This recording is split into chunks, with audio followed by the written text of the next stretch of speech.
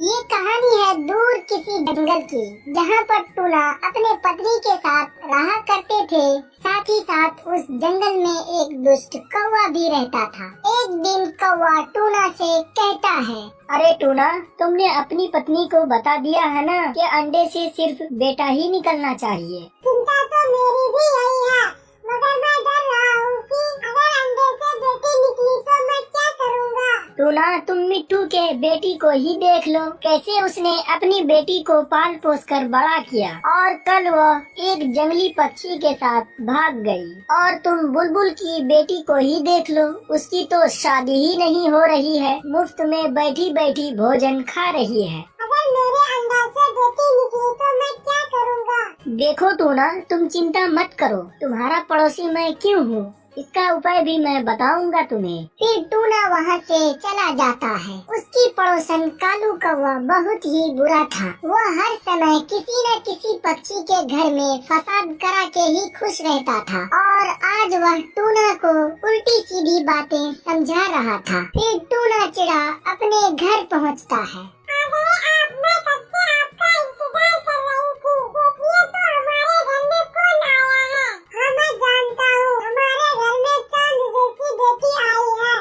दुष्ट कौवा ने तो टूना चिड़ा का दिमाग पहले से ही खराब कर रखा था। बेटी की खबर सुनकर टूना चिड़ा उदास हो जाता है। अगर हमें बेटा होता तो कितना अच्छा होता। क्या आप भी ऐसी बातें कर सकते हैं? मैंने ऐसा नहीं सोचा था। बेटी हो या बेटा, बच्चा स्वस्थ होना चाहिए। मुझे नींद आ रही है, मुझे सोने दो। फिर टूना चिड़ा अपना मुंह दूसरी तरफ करके सो जाता है।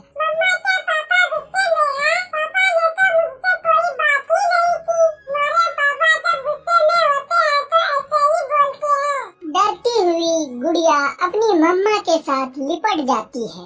फिर दूसरे दिन टूना चिड़ा कालू कौवा से मिलता है। अंडे से तो बेटी निकली है, जिसे मैं नहीं चाहता था। हौसला रखो टूना चिड़ा, अभी तो वह 2 दिन की ही है। तुम ऐसा करो, उसे किसी बहाने से घर से बाहर लेकर जाओ और उसे घने जंगल में छोड़ आओ। ऐसे में तो वो मर जाएगी। उसे तो मारना ही है। अगर तुम उसे नहीं मारा तो उसे कैसे सारी जिंदगी दाना खिला खिला कर बड़ा करोगे, उससे तुम्हें क्या मिलेगा। देखो टोना, पहले से ही तुम कितने गरीब हो, 2 वक्त का खाना भी तुमसे पूरा नहीं होता है।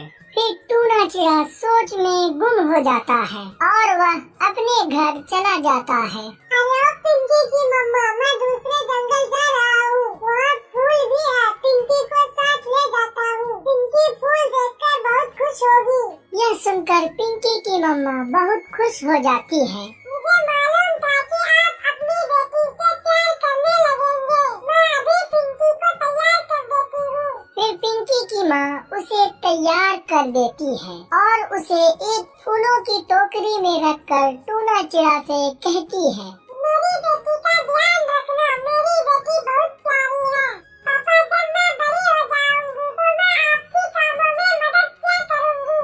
फिर टूना चिड़ा पिंकी को साथ लेकर घर से निकलता है। वह रास्ते में जाते हुए यह सोच रहा था कि वह कैसे अपनी बेटी को खत्म करे। फिर टूना चिड़ा नदी के पास जाता है। पिंकी, क्या तुम सुनहरी मछली देखोगी? इस नदी में सुनहरी मछली रहती है।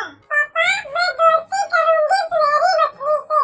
फिर टूना चिड़ा पिंकी की टोकरी नदी में फेंक देता है। तुम सुनहरी मछली देखकर बहुत ही खुश हो जाना। टूना चिड़ा वहाँ से वापस होने ही लगता है कि किसी न किसी तरह पिंकी नदी से बाहर निकल आती है। पापा, मैं तो डूबने लगी थी। शायद आपको नहीं मालूम कि छोटे बच्चे नदी में डूब सकता है। मैं नहीं देखूंगी सुनहरी मछली, आप मुझे यहाँ से ले जाओ। टूना चिड़ा पिंकी को बता नहीं सकता था कि वह तो उसे मारना चाहता था। फिर वह पिंकी को लेकर कहीं और चला जाता है। वह एक ऐसे पेड़ पर जाकर बैठ जाता है जिसका फल बहुत जहरीला था। पिंकी बेटी, मैं दाना लेकर आता हूँ, तब तक तुम इस पेड़ से मीठा फल खा लो। जल्दी आना पापा। तब टूना चिड़ा वहाँ से चला जाता है। पिंकी उस पेड़ से फल खाने ही वाली थी कि मिट्टू तोती वहाँ पर आ जाती है। रुको रुको छोटी पक्षी, ये फल बहुत जहरीला है।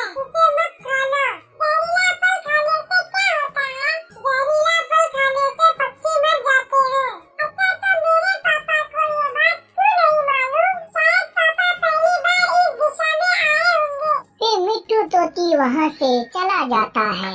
अब मैं जाकर देखता हूँ, अब तक तो पिंकी जहरीला फल खाकर मर गई होगी। फिर टूना चिड़ा वहाँ से वापस चला जाता है।